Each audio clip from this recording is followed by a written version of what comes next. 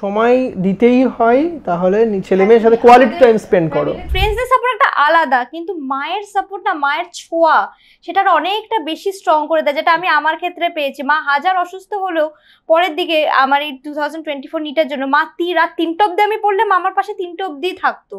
মা আমাকে বলতো অল্প পড়বে, কোয়ালিটি পড়বে, কাউকে কপি করে কিছু হয় না, সবাই আলাদা, আমাদের লাইফের সবার কোশ্চেন পেপারটাই আলাদা, and it has different strategies to solve.